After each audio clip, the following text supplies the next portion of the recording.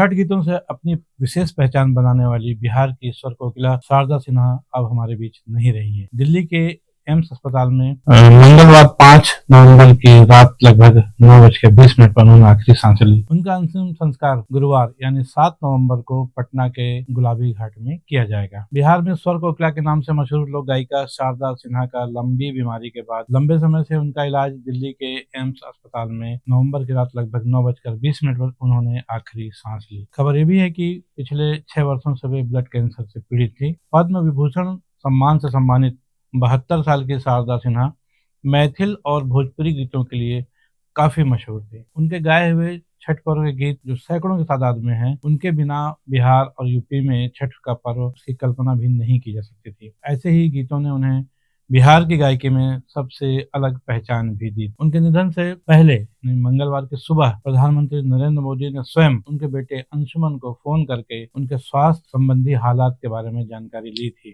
शारदा सिन्हा के निधन पर राष्ट्रपति द्रौपदी मुर्मू सहित प्रधानमंत्री नरेंद्र मोदी, गृह मंत्री अमित शाह, रक्षा मंत्री राजनाथ सिंह, पूर्व मुख्यमंत्री बिहार के लालू यादव, तेजस्वी यादव, कांग्रेस के राष्ट्रीय अध्यक्ष मल्लिकार्जुन खड़गे ने भी गहरा दुख जताया है। उत्तर प्रदेश के मुख्यमंत्री योगी आदित्यनाथ ने उन्हें बहुमुखी प्रतिभा का धनी बताया। शारदा सिन्हा लंबे समय से बीमार थी और लगभग 11 दिन पहले ही उन्हें दिल्ली के एम्स में भर्ती कराया गया था। उनके निधन पर बिहार के मुख्यमंत्री नीतीश कुमार ने कहा कि शारदा सिन्हा मैथिल और भोजपुरी गीतों को न सिर्फ उन्होंने नहीं पहचान दी बल्कि उन्हें आम जनता तक भी पहुंचाया था। शारदा सिन्हा का शव बुधवार दिल्ली से पटना ले आया गया, जहां राजेंद्र नगर में उनके घर उनके शव को रखा गया है। उनके अंतिम दर्शन के लिए आसपास के लोगों का तांता लगा हुआ है। बिहार के मुख्यमंत्री नीतीश कुमार ने भी उनके निवास पर पहुंचकर उन्हें अपनी श्रद्धांजलि दी है। एक खास बात यह भी है कि शारदा सिन्हा सुहागन जाना चाहती थी। ये बात उन्होंने जब अस्पताल में थी तो अपने बेटे अंशुमन से शेयर भी की थी। आपको बता दें कि लगभग 2 महीने पहले ही उनके पति का निधन हो चुका था। पति के देहांत के बाद से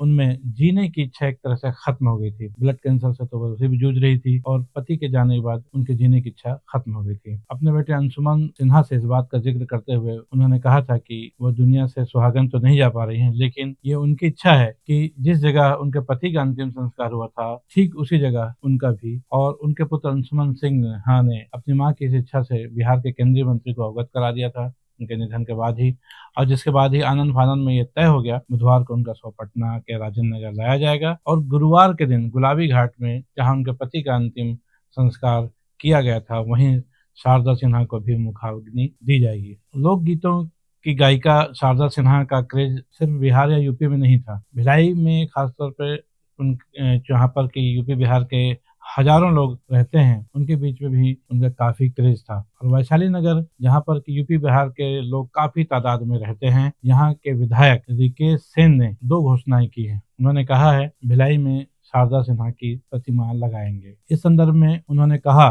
शारदा सिन्हा के निधन पर वैशाली नगर भिलाई के विधायक रिकेश सेन ने गहरा दुख जताते हुए कुरूद के नकटा तालाब का नाम शारदा सिन्हा के नाम पर किए जाने की घोषणा भी कर दी। उन्होंने कहा कि नकटा तालाब को अब शारदा सिन्हा सरोवर के नाम से जाना जाएगा। उन्होंने ये भी कहा कि कुरूद के इस तालाब के समीप ही शारदा सिन्हा की एक प्रतिमा स्थापित की जाएगी और जिसके लिए अधोसंरचना मद से उन्होंने 1 करोड़ रुपए दिए जाने की घोषणा भी कर दी। शारदा सिन्हा के निधन से छठ पर्व का कनेक्शन भी एक अजीब संयोग बनता हुआ नजर आ रहा है। आप सभी जानते हैं कि छठ पर्व पे गाए हुए गीत ही उनकी पहचान थी। अपने उन्हीं गीतों के दम पर उन्हें राष्ट्रीय स्तर पर एक पहचान बनाने का मौका मिला था। और देखा जाए तो जिस दिन उनका निधन हुआ कल, छठ पर्व की शुरुआत इसी दिन से होती है और उसी दिन अपने शरीर को उन्होंने दीपावली के बाद छठ का पर्व जिस दिन से मनाया जाता है यूपी बिहार में सबसे ज्यादा। हालांकि आज हिंदुस्तान के अन्य राज्यों में भी छठ पर्व मनाने की परंपरा शुरू हो चुकी है और छठ पर्व के दिन मतलब एक दिन पहले सूर्यास्त और